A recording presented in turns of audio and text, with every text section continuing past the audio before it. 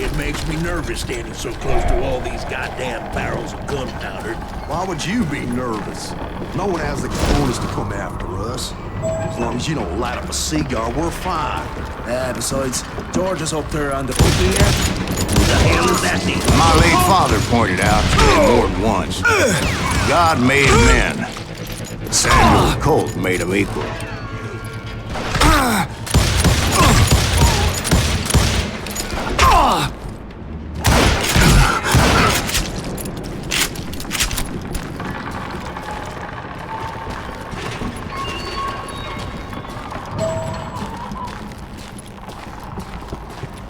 I knew that dynamite wasn't mine, so I decided the polite thing would be to return it. It was the biggest gold rush since Sutter's Mill in '48. Unfortunately, prospectors weren't the only ones drawn to those riches.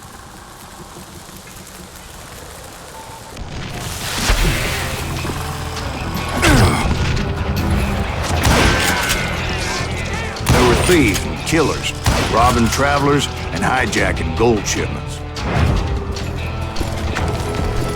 Like those that ran with Plummer. Some were just regular folks I knew from town, drawn by greed and easy pickings. Charlie Crow was blacksmith. James, who worked in the stables. Sam and Jeremiah Barber, the butcher's sons. Ordinary citizens who lived a double life. Stealing and thieving and murdering their neighbors. Plummer had a lot of men on his payroll. A hell of a lot. That son of a bitch pretended to protect the public with one hand while stealing them blind with the other. Of course, the rest were veterans of the Civil War. Stone-cold killers trained on the bloody fields of Shiloh and Antietam. He set up a defensive perimeter which I had no idea how to breach. Put that door out of his Dangerous, desperate individuals. I was outnumbered and in way over my head, but I was too damn stubborn and stupid to realize it. They must have thought I was touched, or had some kind of death wish. I thought I was some kind of hero.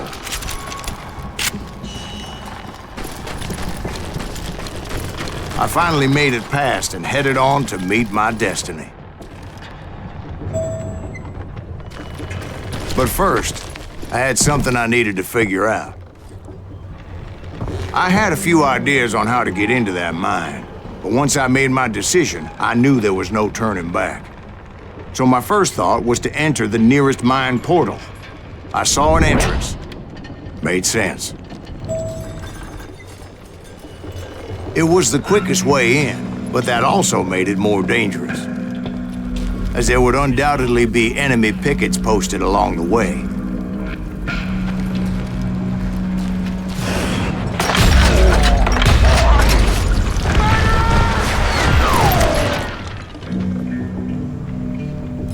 You can't hide forever!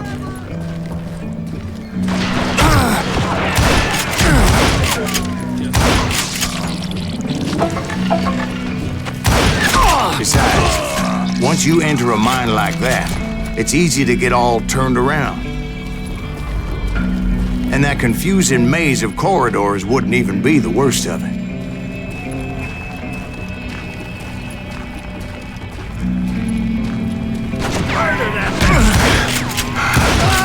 Some of those shafts could be as deep as hell.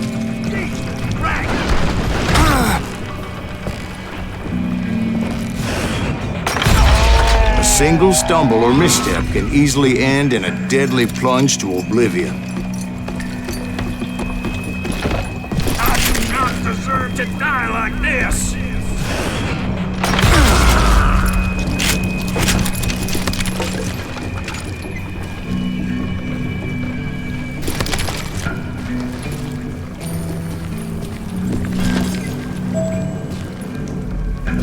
Quick reflexes often make up for a lack of common sense.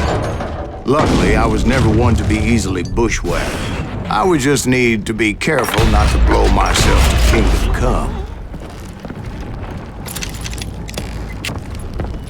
With all that gunpowder and dynamite everywhere, a body has to know what he's shooting at.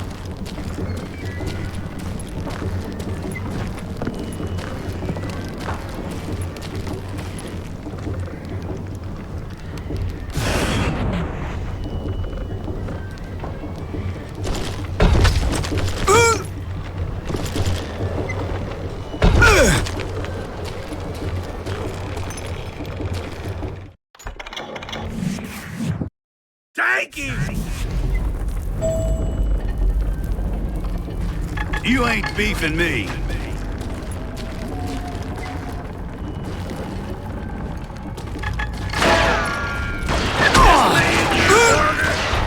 One wrong bullet could have turned that mine into a dead blasted tomb.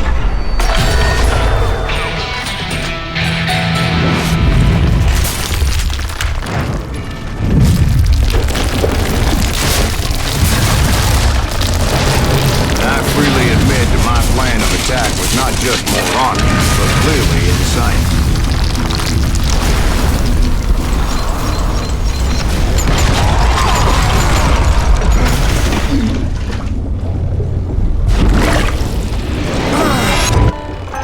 It's a good thing that I abandoned that ridiculous plan before I even tried it. Instead, I spotted a ladder, a way into the mine from the opposite side.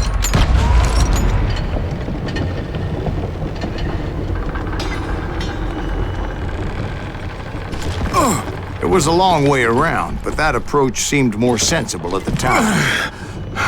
Of course, being I had a problem with heights, that scaffolding scared the bejesus out of me. Climbing down that ladder required some caution, because even though I had a younger man's reflexes, no man can dodge a damn bullet while climbing down a rickety ladder. I needed to make a leap of faith, which ain't easy when you're suspended between heaven and hell.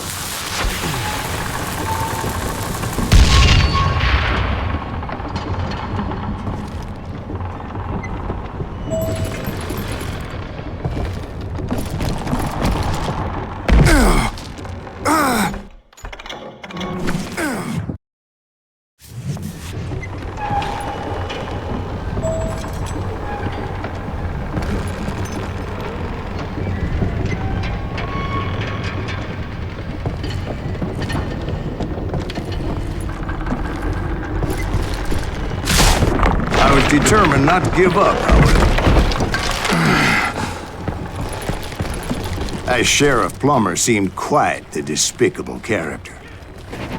When the vigilantes discovered what the sheriff was up to, people were outraged. That 10,000 they put on his head would go a long way to helping me find old Bob. And I had made it my mission to settle that score come hell or high water. But first, I would have to make a choice. Take the elevator or climb the ladder.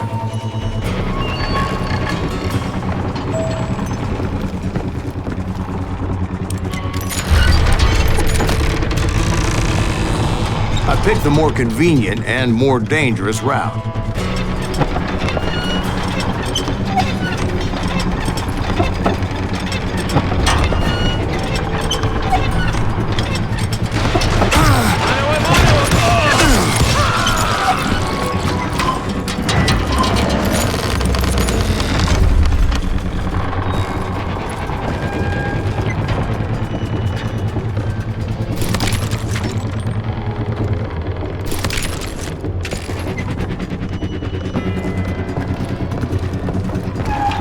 Plummer was a mad dog killer, and the people of Nevada City deserved better. Nevada City? I thought Plummer met his maker in Bannock, Montana. Right, well, he was the sheriff of both places at one time or another, but that's neither here nor there. The point was, taking him down would save a lot of lives, including my own.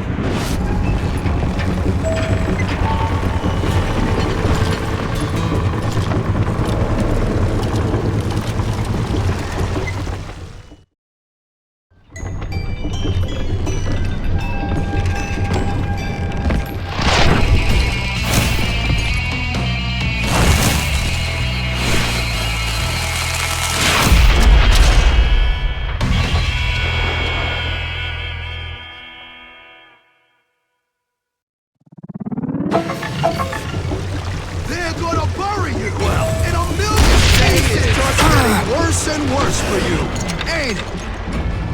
Henry Plummer was clearly unhinged, and I could see right away that this was gonna take some doing.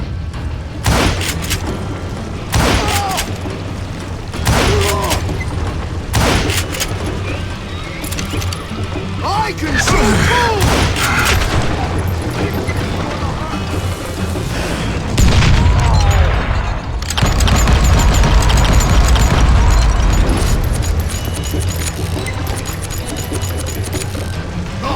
Guess you've had enough!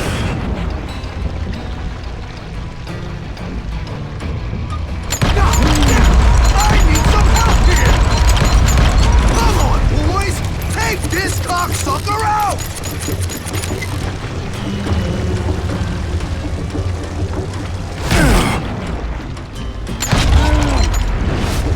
That's right! Run!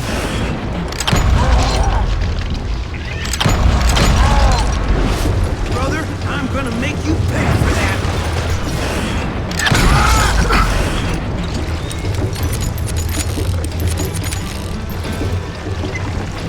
Gonna blow you into next week, boy! Ah! Keep pissing me off! See what it gets you! I can shoot too!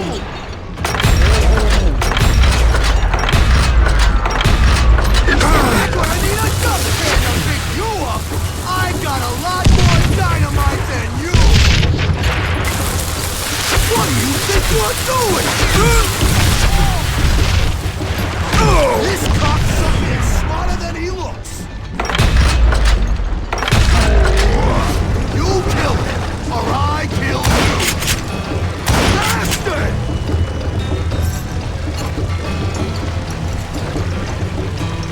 No blood money for you,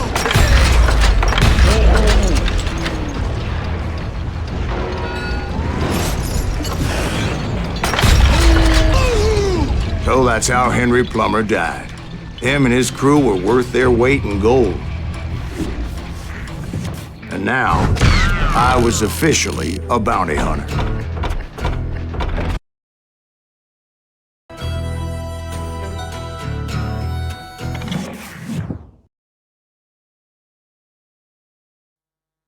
So, did you finally go after that Bob feller?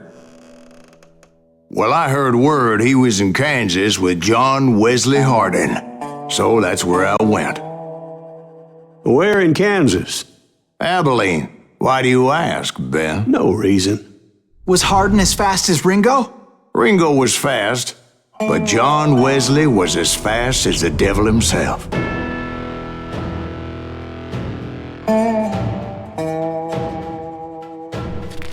Hell, he killed his first man at 15.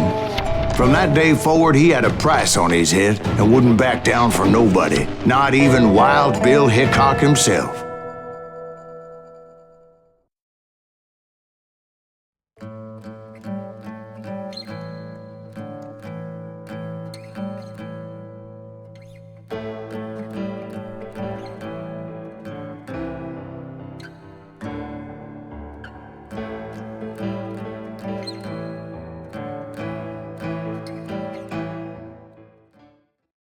I dodged death many a time, and that night in Abilene was no different.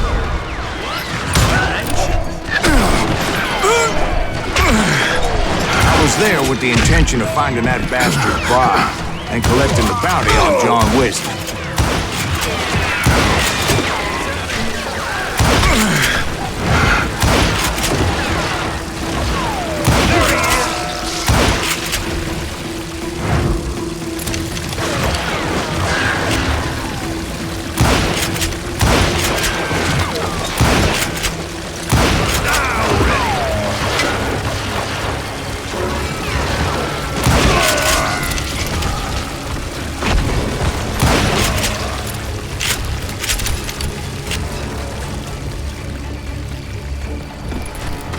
I thought the Texas Rangers got Hardin. Yeah, that's what they want you to believe.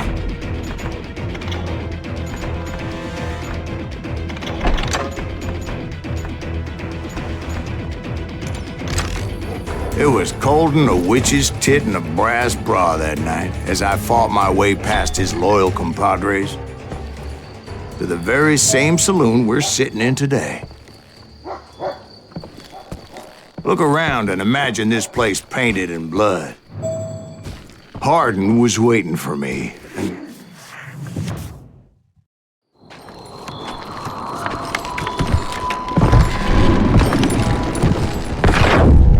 Wait, I'm jumping the gun here.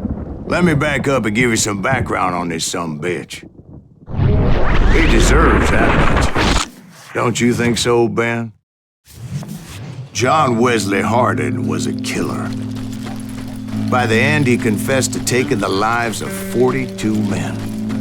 He was a bona fide folk hero by then, and had amassed a gang of armed miscreants and other assorted thugs. He and his men set up camp outside of town, and I was hoping Bob was among them. Damn it! Shoot that son of a bitch! They didn't ask why I was there. They knew. As most of them were wanted as well. I had to spill a lot of blood to find out Hardin wasn't in that camp. He was carousing in town with his closest friends. Hardin's boys apparently didn't want me to reach the bull's head. Some were hightailing it into town to inform their jefe of my unwelcomed presence. Tell Hardin someone's coming for him! Stop that sumbitch! Let the boys know we got another law dog. Sorry, son of a bitch! I wondered if Bob was among them. And I steeled myself for the fight ahead. For as good as I was, deep down I wondered if John Wesley wasn't just a little bit better. Before I could test my mettle against Hardin, however, I would first need to dispatch his cadre of hired killers. Most of these degenerates were beyond redemption, but John Wesley might have been a different story. I didn't learn until later that that night was in fact his birthday celebration. Can't get a good shot at him.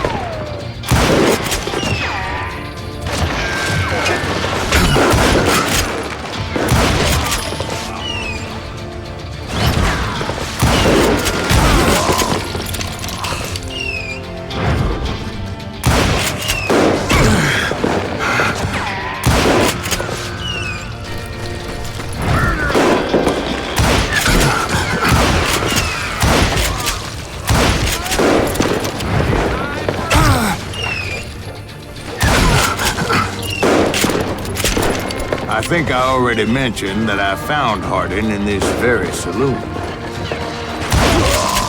Suffice it to say, nobody there was happy to see me.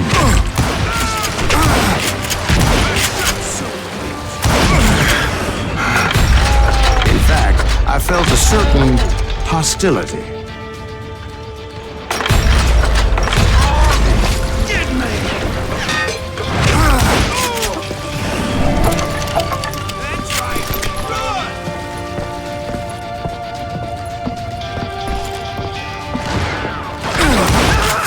I was disappointed that neither Bob nor John Wesley were among the dead.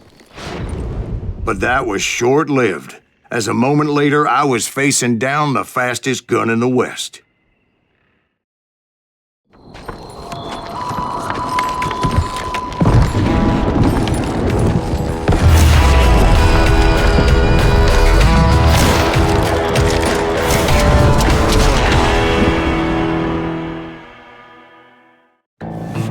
I felt a bolt of adrenaline, or maybe that was fear. He was well known for his tricks, and I knew I'd need my own if I was ever to defeat him.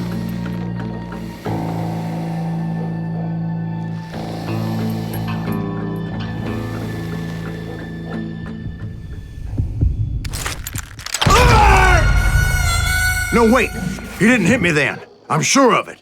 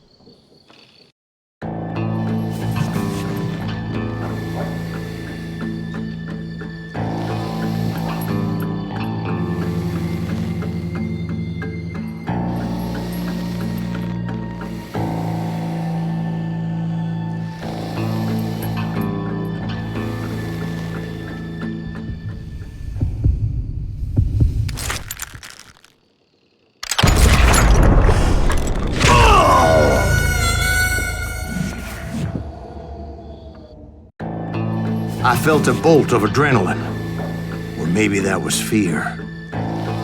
He was well known for his tricks, and I knew I'd need my own if I was ever to defeat him.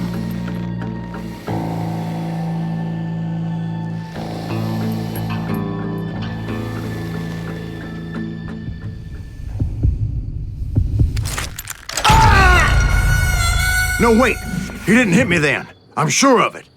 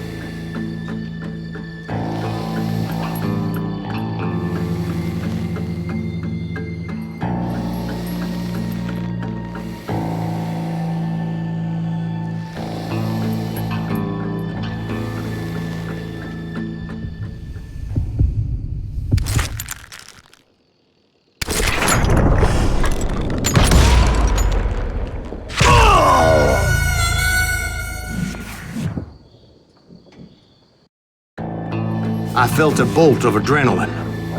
Or maybe that was fear. He was well known for his tricks, and I knew I'd need my own if I was ever to defeat him.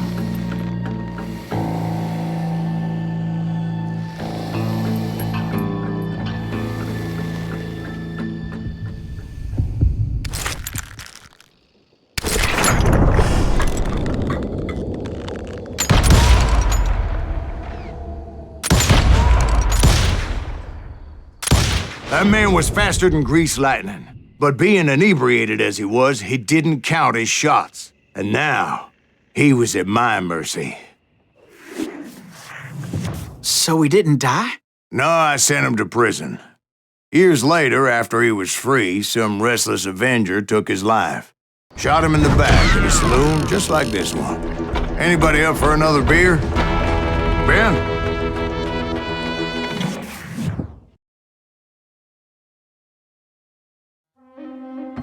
Thank you, darling. Yeah, some say revenge is a dish best served cold. So whatever happened to that Bob guy you were after? Personally, I'd like to hear some of your other adventures. Like, I don't know, did you ever go toe-to-toe with a red man?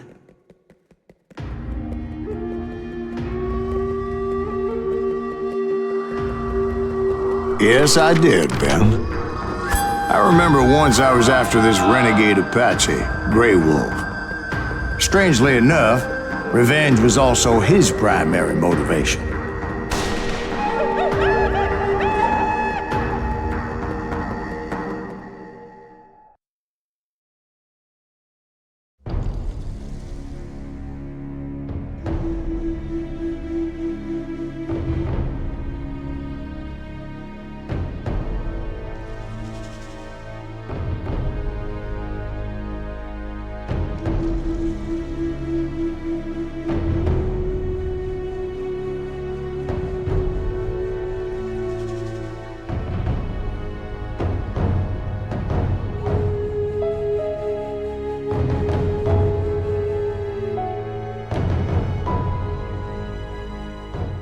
A bounty was put on Grey Wolf's head, and that's how I came to hunt him in the mountains.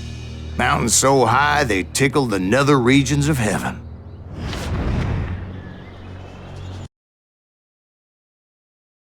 Grey Wolf was a Chiricahua Apache medicine man who had led a war party in revenge for a massacre against his people. The U.S. Army had attacked his tribe during his daughter's sacred sunrise ceremony, and the slaughter was unspeakable. I understood his anger, as there's nothing more traumatic than seeing those you love die in a cruel and painful death.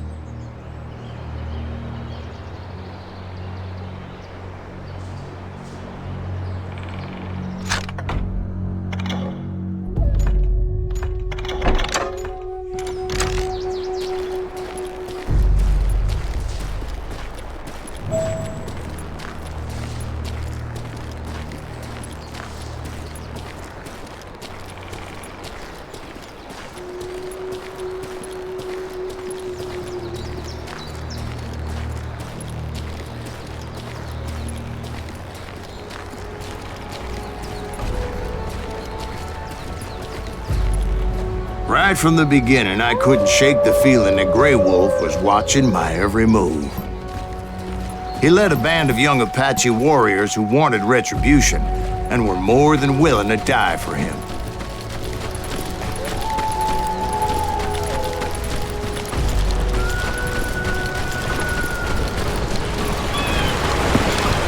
They saw me before I saw them.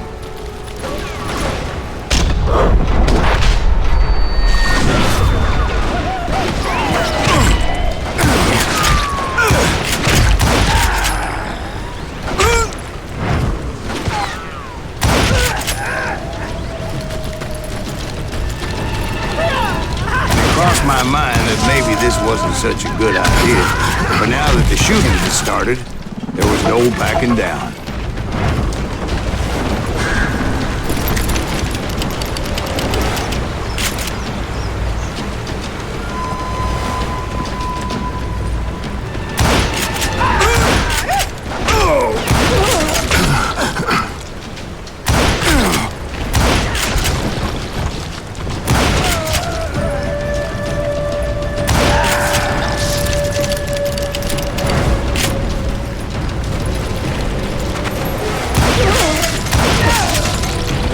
was rugged country, the winter home of the Chiricahuas. And that's why they had retreated there.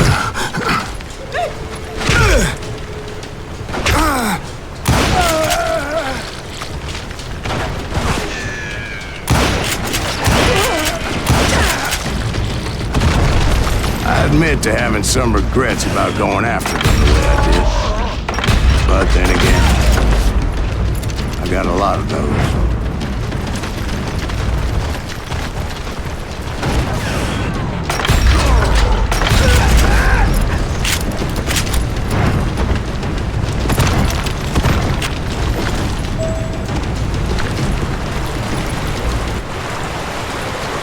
Did you find Grey Wolf? Not at that moment, but I did find the entrance to their hideout.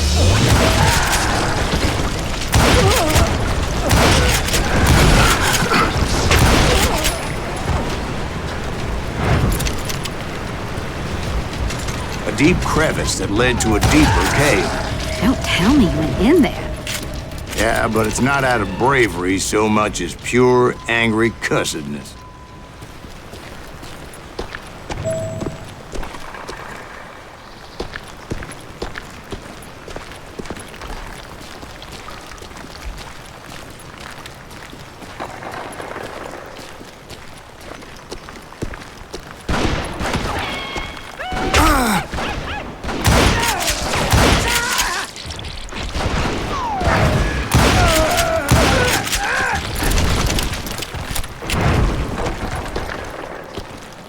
See, back then, I had a stubborn streak a mile wide, and I wasn't about to back down.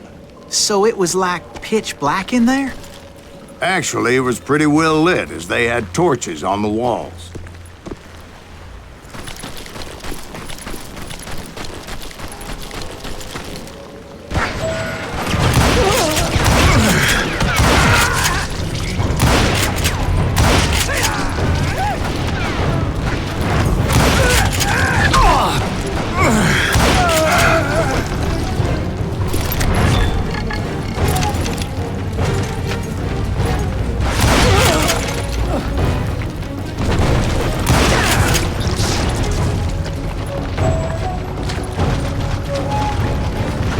How big was his cave?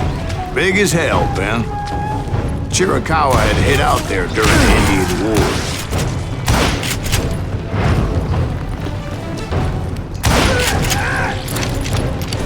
They thought it was haunted with the ghosts of those murdered by the horse soldiers. The cave was haunted with dead Indian ghosts?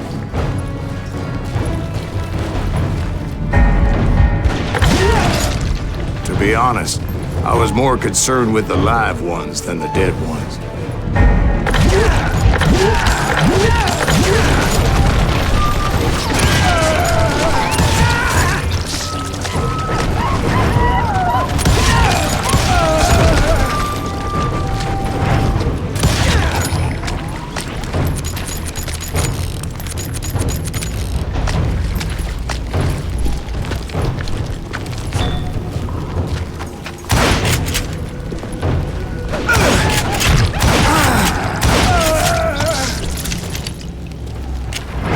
How come you know so much about engines? A few years back, I was married to two Mescalero women. At the same time? Yeah, they were sisters. Polygyny is traditional among the Mescalero. So what happened? Oh, I had to get out of there. Those girls never shut up. Both of them nagging at me all the time. Drove me half crazy. Haven't seen them since. No, I mean, what happened with Grey Wolf? Oh, well, I pursued him into the Cave of Death.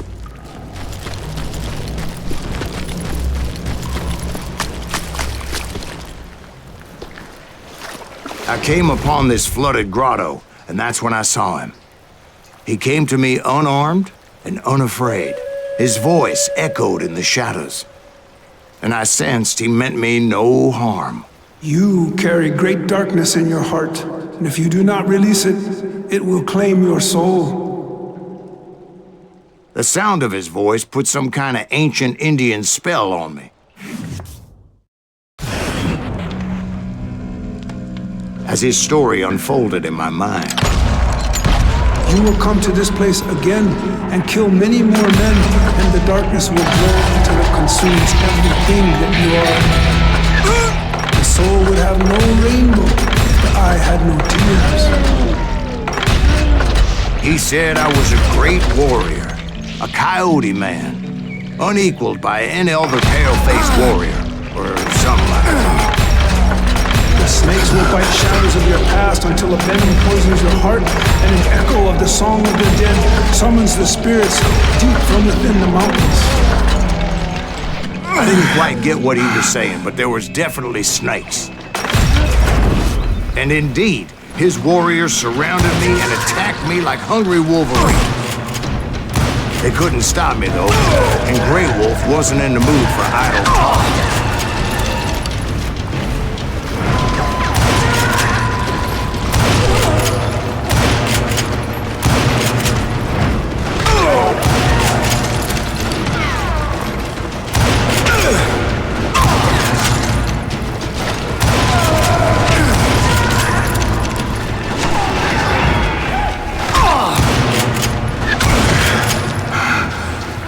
I swear I couldn't see any way out of this trap. But suddenly, one just appeared. Kind of like a miracle.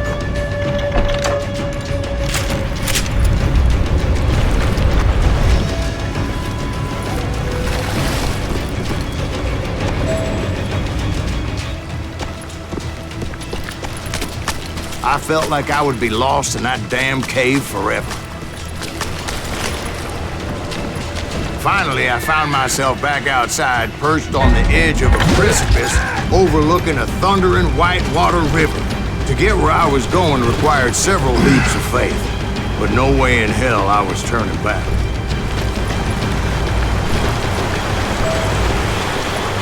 I chased after him, determined to make him explain the meaning of all that mumbo-jumbo. Mumbo-jumbo's right. Are you making this all up as you go? A few details may be fuzzy, brother, but I am relating exactly what happened to me.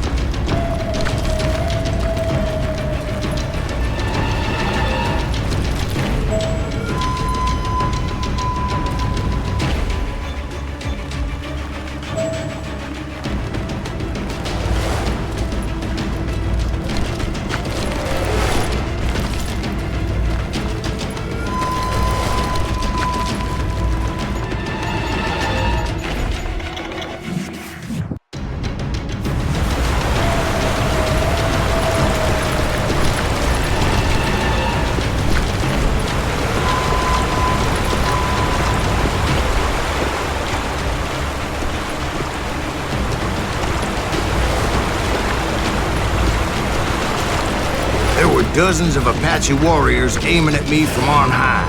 Dozens? Well, maybe not dozens, but there was a lot of them. At least 3 or 4. Well, more than that, little lady.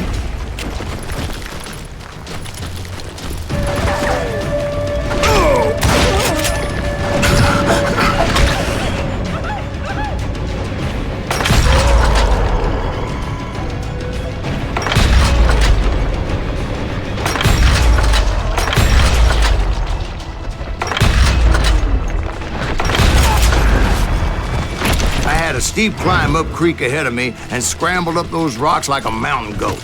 I was determined to locate Grey Wolf and find out exactly what the hell he was trying to tell me. And wouldn't you know it, that crafty son of a bitch led me right into a trap. What kind of trap? Well, son, there had to be at least 100 Apaches surrounding me. 100? God be my witness. Oh, come on. Who are you kidding? Hey, I believe you. Come on, tell us how it ended. All right, but I'm not gonna drag this out. Where were we? You were surrounded by 100 Apache warriors. Well, I didn't take the time to count them exactly, but there were a lot of them.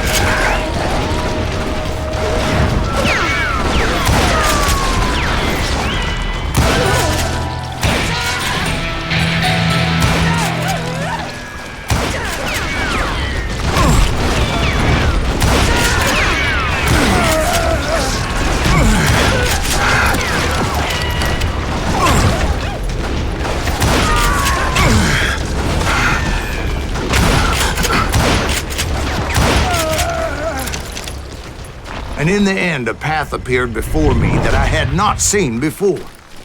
I followed it as I desperately needed to find out what Grey Wolf was trying to tell me. But it was like that son of a bitch disappeared into thin air.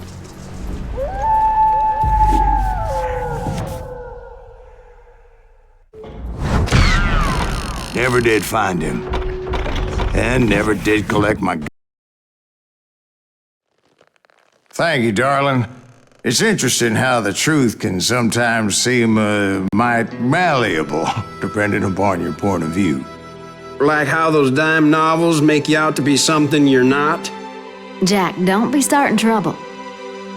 No, he's right. They do tend to exaggerate. Did they exaggerate your part in taking down the Daltons? Well, I was there in the flesh, boy, so I saw what happened firsthand.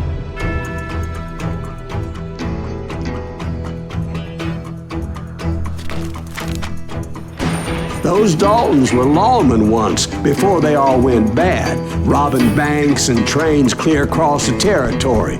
Until Coffeeville, of course. I was one of the citizens who took up arms that day. Fighting on the side of right? I did my best, sir. We all did.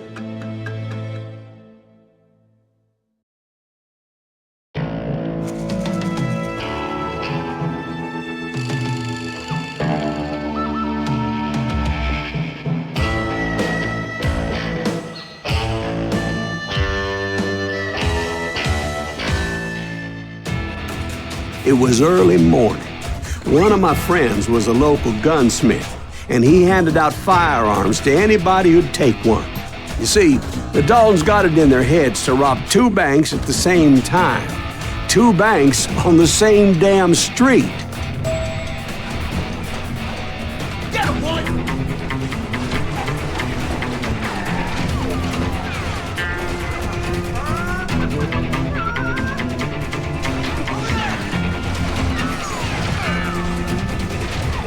Kill that cocksucker!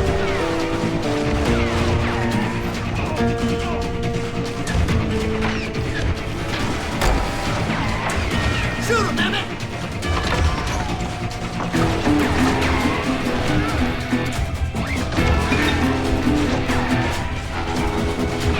Take him down!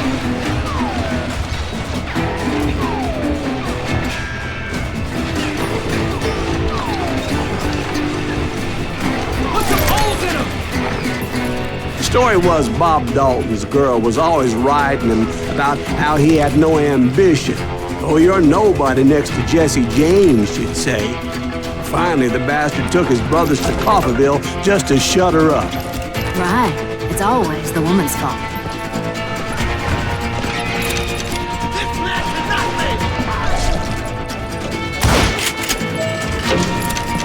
me! Well, the locals recognized the Daltons right off.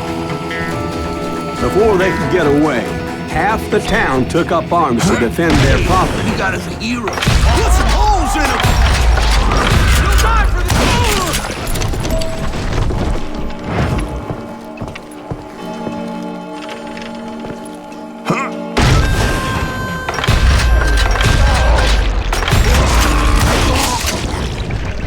brothers paid dearly for their stupidity. But everybody knows they had it coming. There's more to it than that. I read all about that day, so I know for a fact that it went down very differently. First of all, it was high noon. A posse of U.S. deputy marshals were on the rooftop across the street. Get ready, boys. They're gonna make a move. The lawmen had been tracking the Daltons for months. Now they finally had them dead to rights. Among them was a bounty hunter feared by many a lawbreaker. This man had no intention of letting the Daltons slip away. They met an adversary that day who had no fear and offered them no quarter. The marshals tried to get the Daltons to surrender. They'll give up eventually. We just gotta wait to suck the bitches out. This bounty hunter knew that the brothers were far too proud to ever lay down their guns. You're a gun!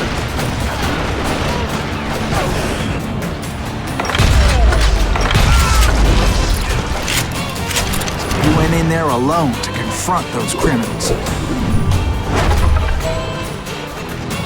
One of the marshals shouted, "Where are you going? Are you crazy?" Hey, where do you think you're going, dumbass? That rifle's mine. But he paid him no mind. He saw a way to get around to the back of the bank. Then he figured out how to hit the Daltons from a direction they weren't expecting.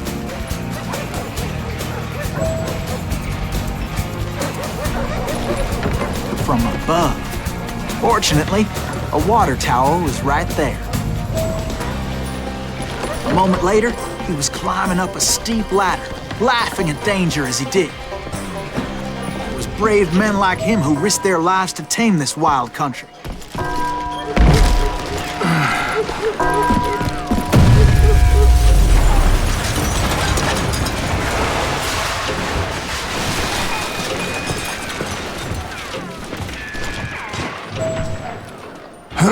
We've got company.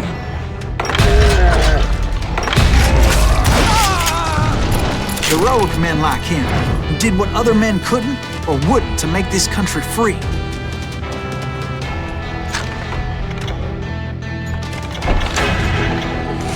Jim Bowie, Is that Davy Silas Crockett, Greaves? died Son of defending the a outlaws. bitch!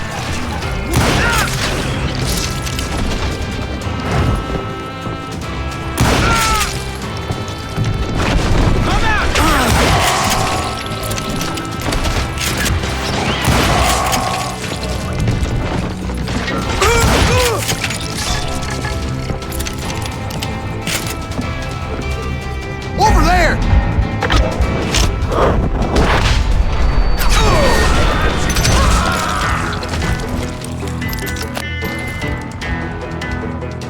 That's Silas Greaves. What the hell? Blam! Blam! He came away victorious, taking down those thieving Daltons.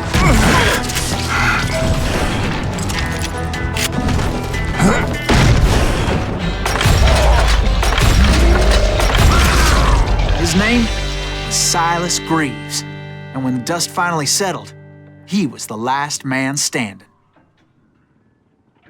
Sorry, kid, but that just wasn't the way it happened.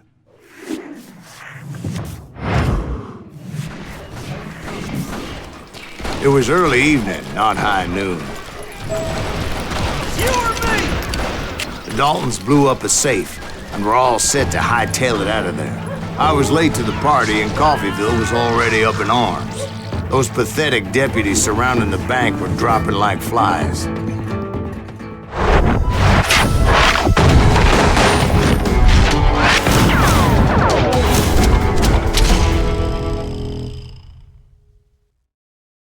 I'd been tracking those jokers for months, waiting for them to do something reckless. And finally, they did. Those stupid bastards decided to rob two banks at the same time in the same town where everybody knew them. But they still had friends in Coffeeville.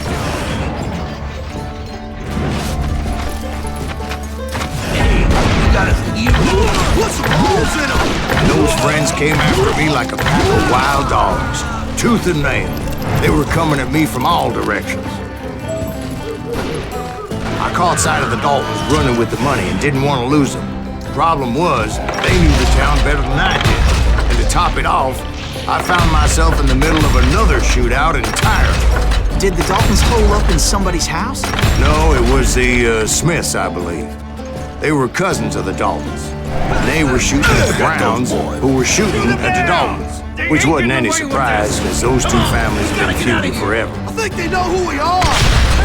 And since the Joneses are related to the Browns, they shot at the Smiths, pissing off the Heimhoffers, whose daughter recently married a Smith.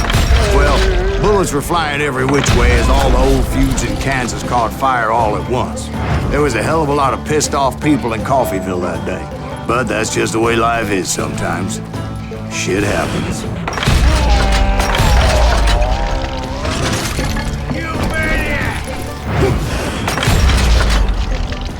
The Dalton boys knew I would never give up. Those Daltons weren't the sharpest knives in the drawer, but they always stood together. They set a trap to slow me down and allow at least two of them to escape. The third brother stayed behind to plant me, just in case that trap of theirs didn't work.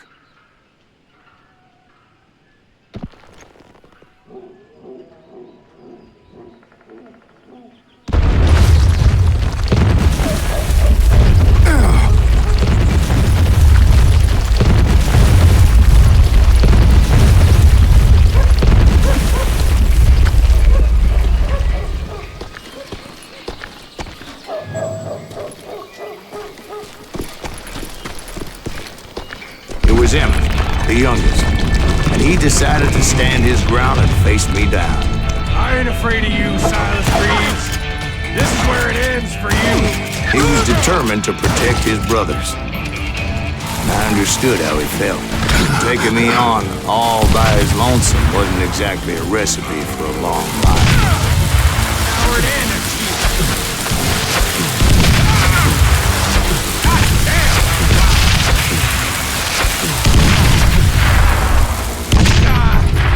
I'm gonna plant you where you stand.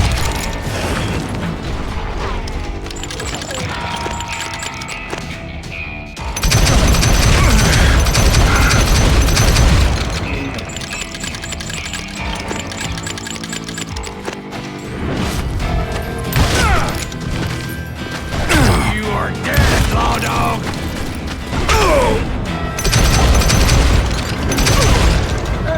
But Emmett Dalton survived the robbery in Coffeyville. He's the only Dalton who did.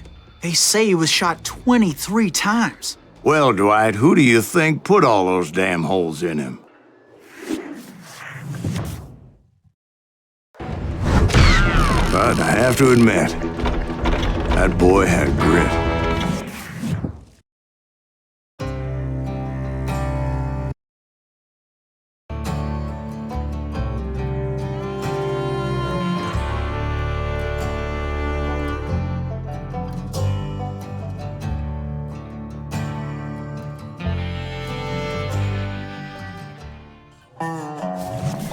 We'll get those suckers. It took me a couple of days to track the Daltons down.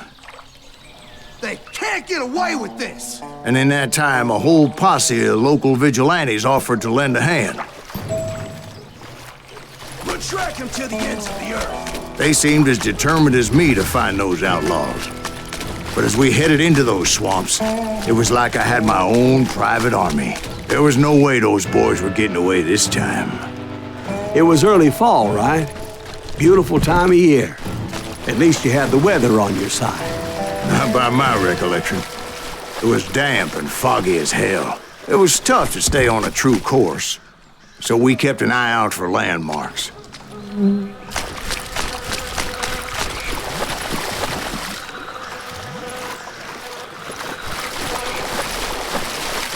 It was autumn. The maple trees were in full color, red as blood.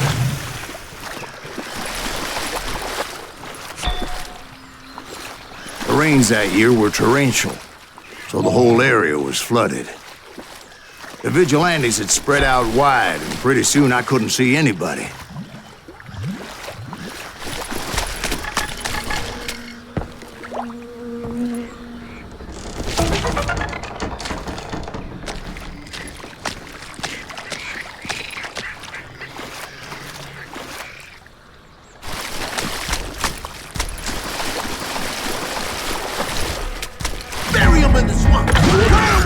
stand! Except for some bitches ahead of me wanting to do me harm. So I had to face them alone. I wondered why my compatriots didn't come running when they heard the shots.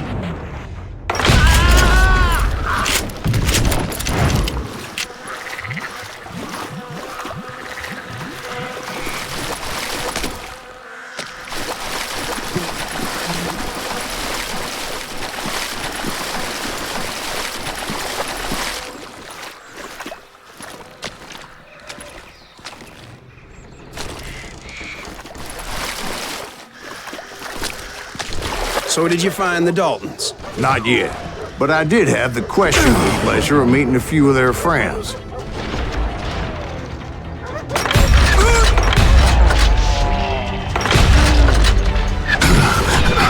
boys had established quite a reputation by that time, so they attracted all manner of riffraff to their cause.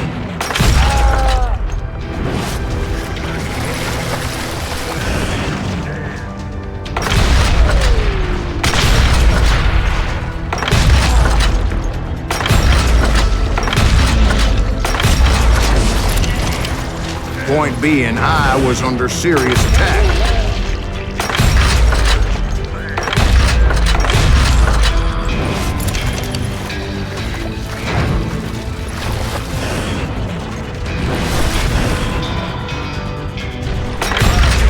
And my reinforcements was nowhere to be seen.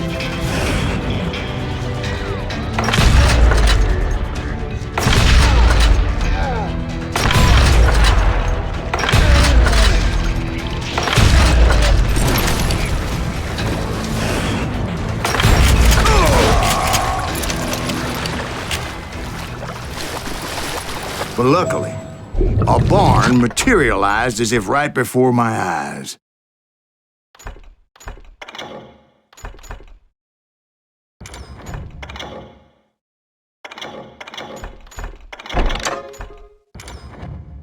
I scrambled up top to get a better view.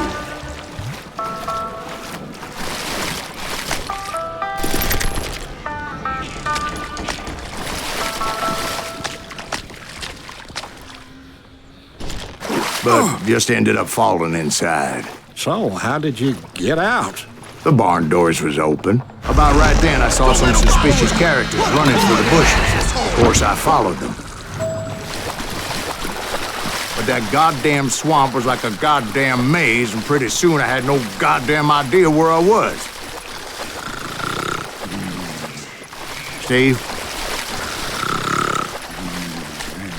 So I just started walking, and pretty soon, Steve? Steve! Huh? Oh, no, I'm listening. Indians surrounded me from all sides.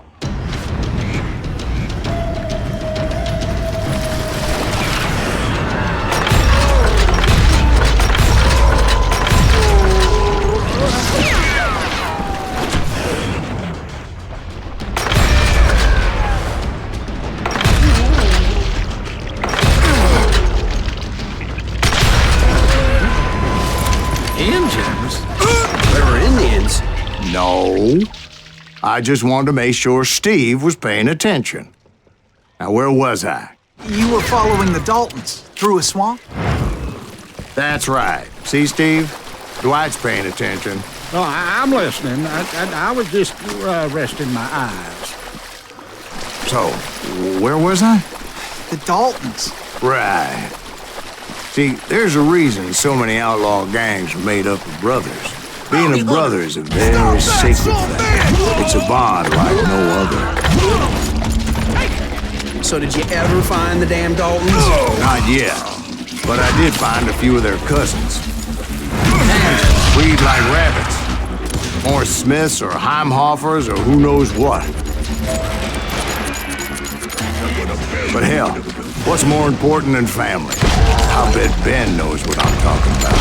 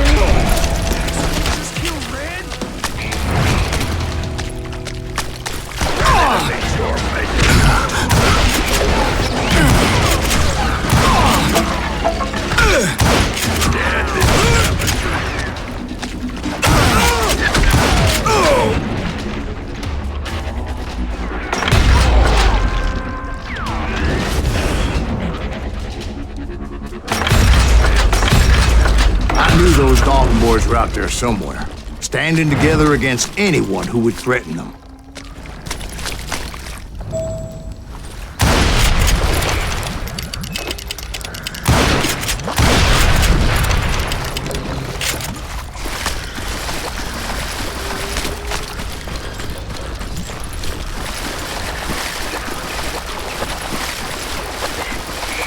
And that's when I saw it. A goddamn steamboat. A steamboat in a swamp? Yeah, Steve, but this wasn't much more than a wreck, really. But how'd a damn steamboat end up in the swamps? Guess it floated off during the flood of '89. Now, was it a stern wheeler or a side wheeler? What? Does that really make a difference, Steve? It was a steamboat with a goddamn army on board. It was then that a fusillade of bullets come raining down from on high, and those vigilantes who accompanied me weren't anywhere to be found. But among those men that were shooting at me, I thought I saw some familiar faces.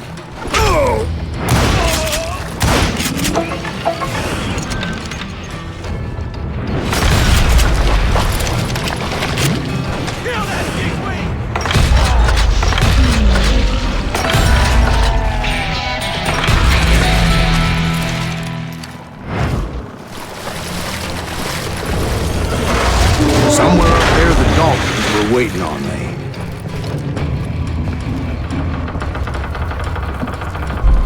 You can't hide from me.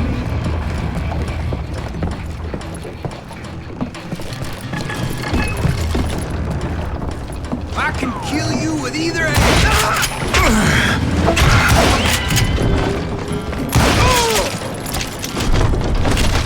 Sounds like you don't give up too easy.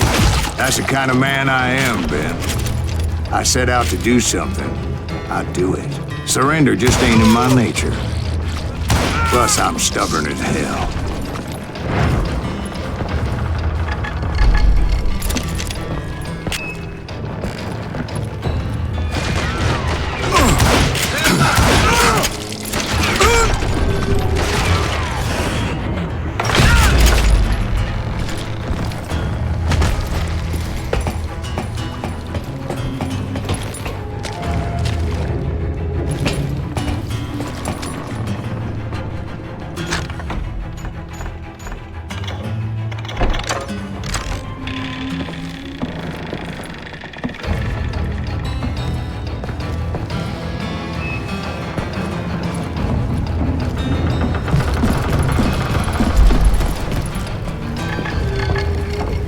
Right about then, much to my relief, the vigilantes finally arrived.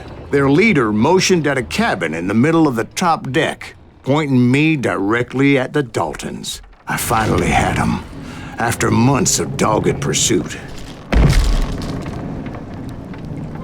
But it turned out that they had me. Take him out! I'm sending you to hell!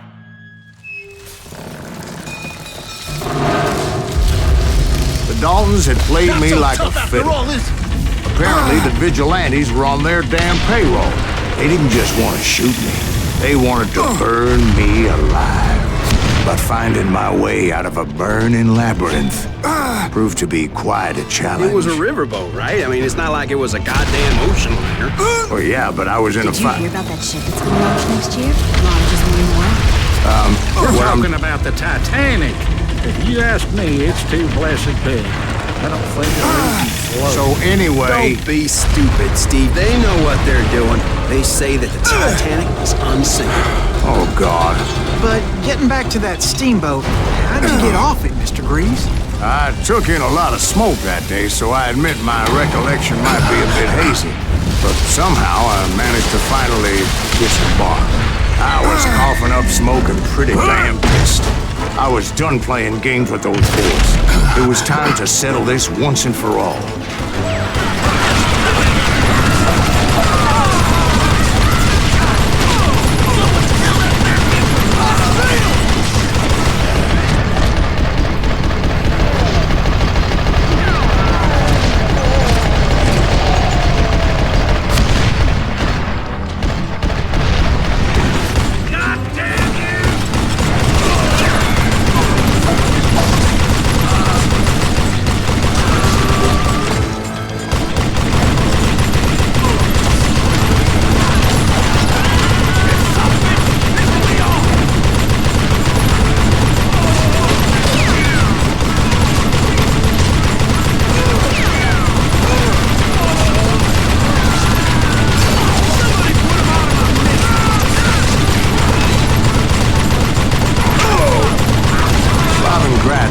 about to come at me one at a time. They were in this together. Two brothers side by side, determined to take me down. Confident that this time the odds were on their side.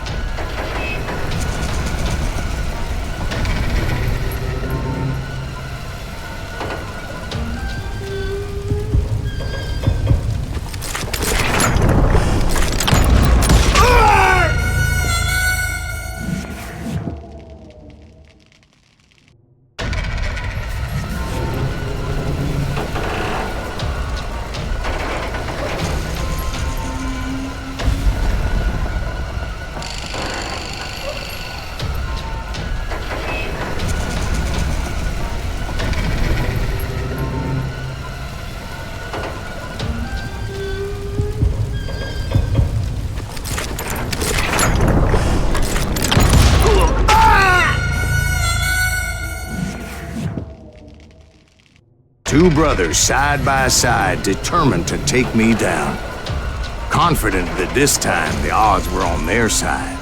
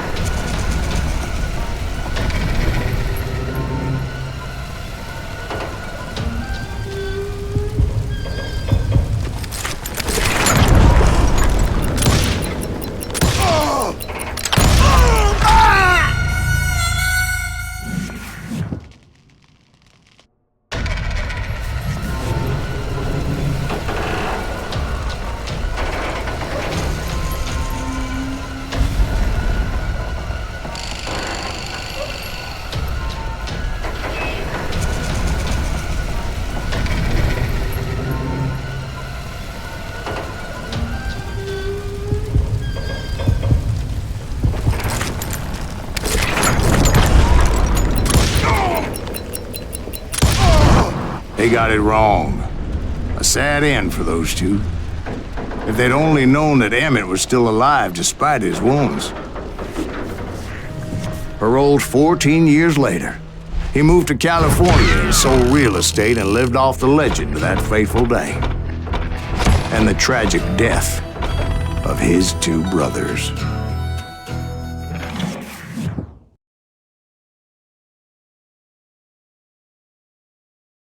My own brothers died tragically as well, truth be told.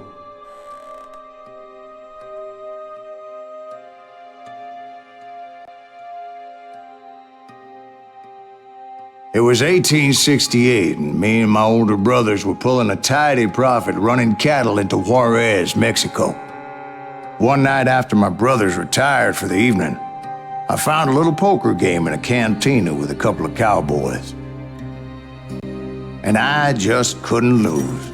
I even won an old Spanish coin that had to be 100 years old. Well, I was mighty pleased with myself the next morning as my brothers and I rode for Texas. But before we crossed the border, those cowboys caught up with us. It was Johnny Ringo, Roscoe Bob Bryant, and another asshole named Jim. They wanted their money back and everything else we had, including our lives, as those boys didn't want us coming for them later. Bob put that old Spanish coin in my mouth and said, "I won't have it said that I left you with nothing, boy."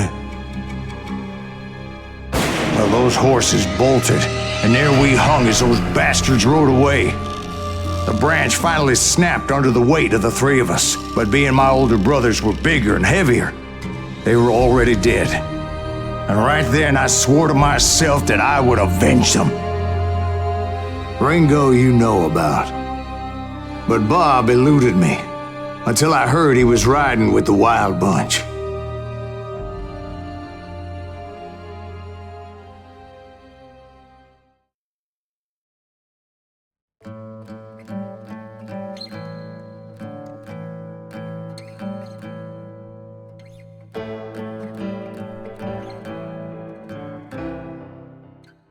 I'd been on their trail for months, ever since they left their hideout in the Bighorn Mountains.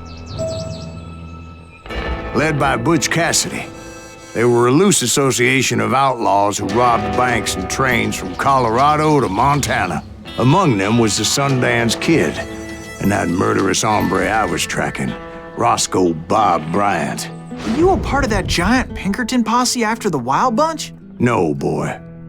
A circus like that would have slowed me down. Besides, I wanted Bryant all to myself. I'd heard about a large shipment of gold being transported to Wilcox, Wyoming on the Overland Flyer. I figured the Wild Bunch would likely hit such a treasure, and by God, I figured right.